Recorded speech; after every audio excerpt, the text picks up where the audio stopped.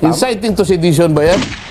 Bakit mo akalain nag-i-incite ka? Sinasabi mo lang naman bakit hindi ba totoo yung sinasabi? Halimbawa na, kaya nga nagrarally yung mga tao para lang paalalahanan ng mga leaders natin. Huwag nyo nga akalain nag-i-incite sila. Wala bang karapatan ng isang mamamayang Pilipino na sabihin sa kanyang mga namiminuno na nasasaktan na po kami. Hindi na po namin kayang bilhin lahat ito Napapasaklolo na kami sa inyo Bakit po nagkaroon ng mga ghost project? Hindi na po tama yan Di ba dapat palitan nyo yung sistema nyo? Inciting to sedition ba yan? Akala ko ba meron karapatan ng bawat isang Pilipino na magpahayag ng kanyang saloobin sapagkat yun ay isang protected right? Di ba? Opo. To petition the government for redress of grievances. Oho.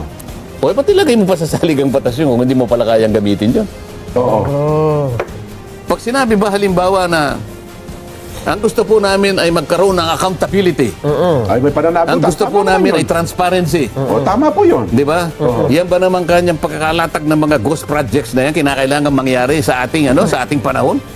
Siguro po nung panahon po ng kopong-kopong nangyari yan, wala pa tayo, baka pinayagan po natin yan. Total, wala pa tayo nun Wala pa tayong pamantayan. Wala pa tayong sense of value siguro. Ngayon, harap-harapan.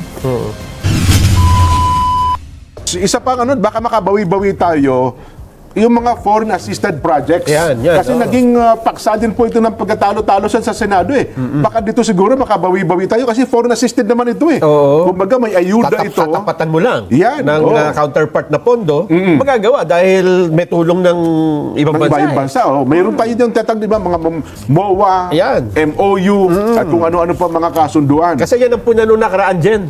Nung 2025 budget, maraming mga foreign assisted project hindi na i-program, hindi na lagyan ng pondo, nasasayang kasi may budget, may penalty pala yan. Tama, At na bumababa pa ang ating credibility dun sa mga counterpart nating na nasa ibang bansa. Baka naayos na yan ngayon, dito sa 2026 budget. Tingnan mo sa bulang kristal mo kung naayos. Kaya ikaw nga kanina ko pa sinasabi. Ano kasi sabi? ang foreign assisted projects kasi, Jen, dapat maglatag ka rin ng counterpart. Ayun, Totoo tama po yun, tama.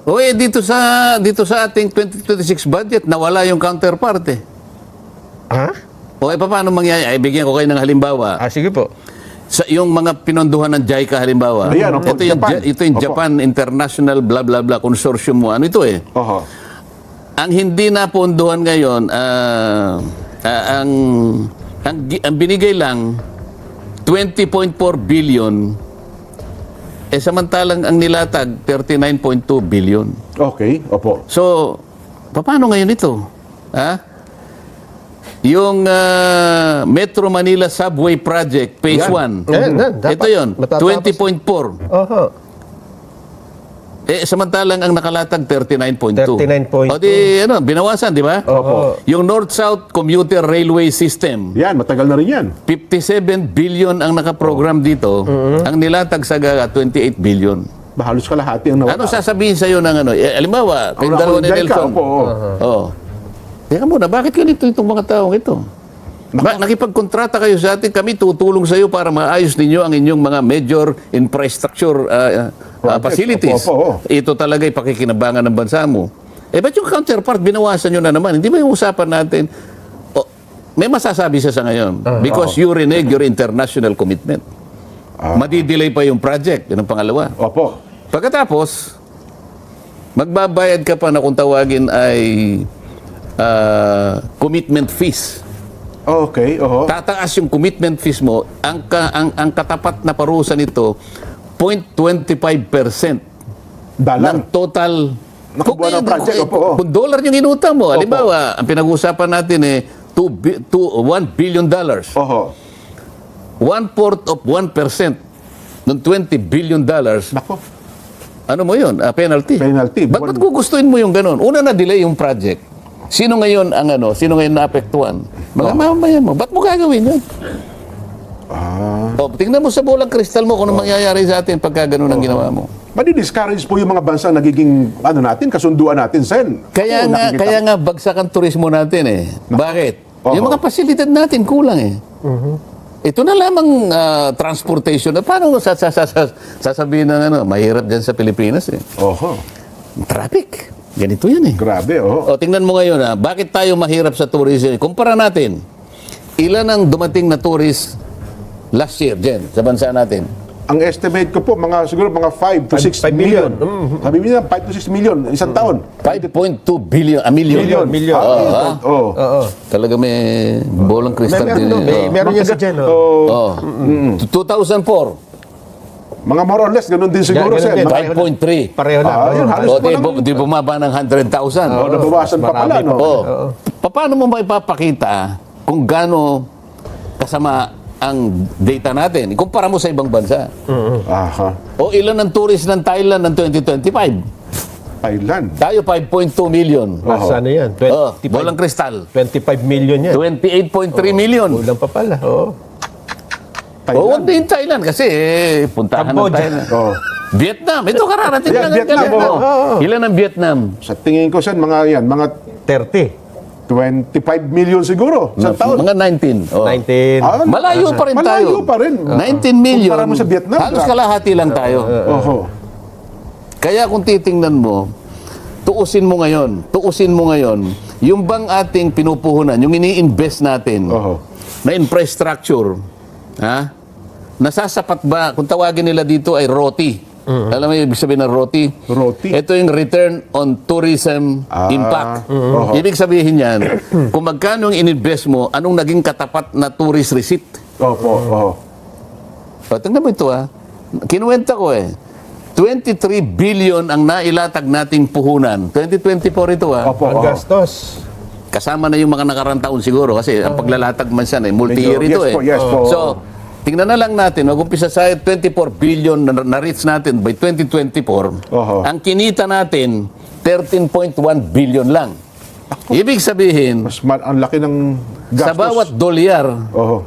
na inilatag mo bilang puhunan, ang kinita mo 57 centavos. Tapos lang. Luging-lugi. Lugi. Oho. So, at tayo ang pinakamababang roti dito sa Asia. Naku po. Tinalo ka ng Singapore, tinalo ka ng Indonesia, ng Malaysia, at tinalo ka pa ng Vietnam.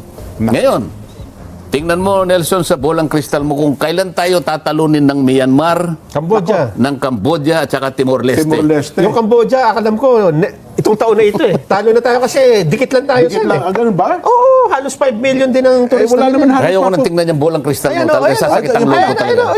Cambodia, 4.75 Ay, malapit lang. Oh, yung Laos, malapit na tayong Malaos. Laos Ayan. sa Brunei. Huwag niyong ipakikita sa akin dyan. Maliit Ayaw na kong bansa tingnan yan. kasi yan, Sen. Ha? Maliit lang. Yun ang nga pero- sinasabi ko sa inyo. Napakarami nating lugar na puntahan talaga Tourist traditionally destination. Yes. ng mga turist. Oo. Dahil nga sa kakulangan, kapabayaan natin. Yung transportation infrastructure natin, kulang na kulang. Transportation, kulang. airport lang. Maniwala ka sa akin. Oho. Ha? Punta ka sa airport natin, lalo na sa yung mga palikuran natin. Naku, kung Humanap ka ng pinakamaruming palikuran. Paano papasok ang tourist dyan? Ayun nga. Pumunta ka sa walang internet. Naku, yan pa. Paano oo. pupunta rito? Oho. Napakaganda pa naman sana ng ano natin. Pagkatapos ngayon Napakayaman nabasa natin. ko sa isang dyaryo ako totoo. Oho. Lumilitaw, merong isang flight papunta ng Siargao. Okay, opo. 30,000 pesos. Mahal Saan ka pa. naman? Mas mahal. Pumunta ka na lang ng Hong Kong, 15,000 lang. Balikan na yun. Di ba? Hong Kong, natatakan pa yan mo. Yung passport mo. Napakamura ng Hong Kong. 30,000 bang... Hindi po, 15,000 Babalikan nga na, lang. babalikan Babalikan na. Ito yung sinasabi natin. Oo. Kaya nga, sabi ko sa inyo, kalkalin mo yung iyong kawang kumukulo. Anong nakikita mo? Parang wala Para ako- sa ating bansa. Parang kawalan po ang nakikita ko, Sen. Wala akong makita. Kawalan po. Kawa. Kawalan. Nakalulungkot po ito, Sen. Nakakalungkot talaga. Kaya kailangan nakakasipayo. natin talagang kailangan nating magkaisa. Hindi, pero ako naman... Ipakita natin sa tao na sa ating mga leaders na kahit sila nagbibigay ng ng mga maanghang na salita para lang paalalahanan ng mga leaders natin, huwag niyo nga akalaing nag-i-incite nila inciting to sedition yun. Ganun Di ba? ba? Wala bang karapatan ng isang mamamayang Pilipino na sabihin sa kanyang mga namiminuno na nasasaktan na po kami.